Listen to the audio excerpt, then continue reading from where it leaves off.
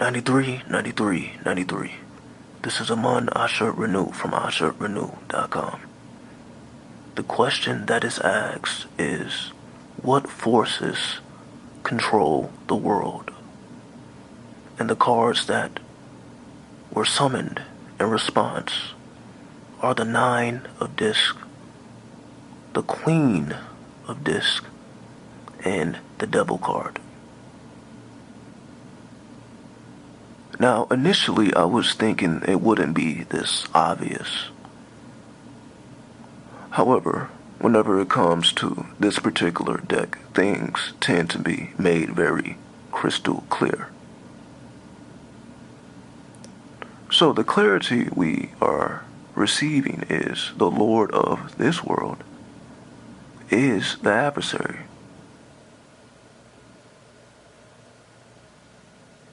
Then next to the adversary, we have the Queen of Disc, which represents the feminine principle in her earthly form, where she is reaping the spoils of the earth.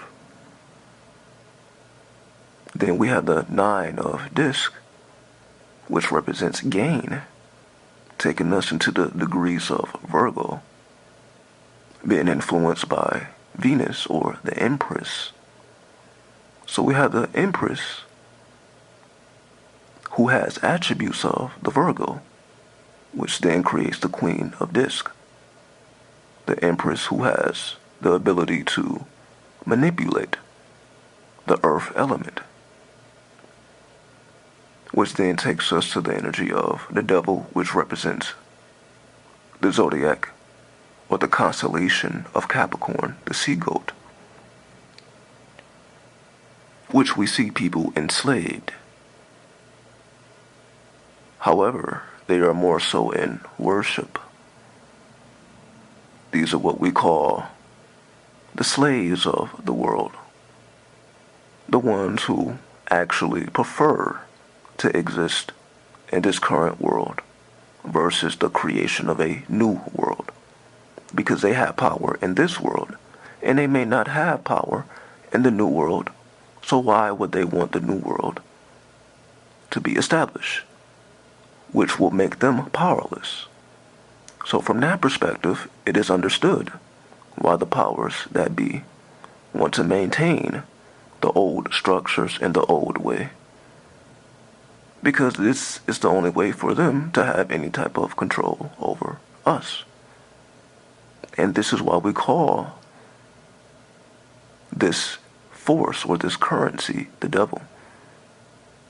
Any currency that is trying to uphold the old so that the new does not manifest in the way that it should, it is hijacked or infiltrated.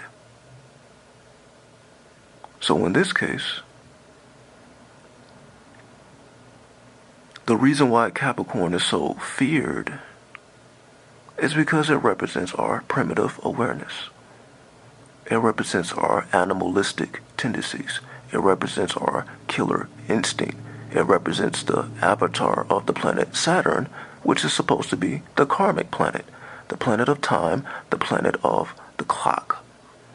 So we are truly slaves of the clock before we speak about human beings, because they are simply masters of the clock.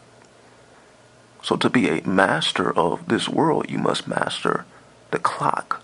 You must master time instead of being a slave to time.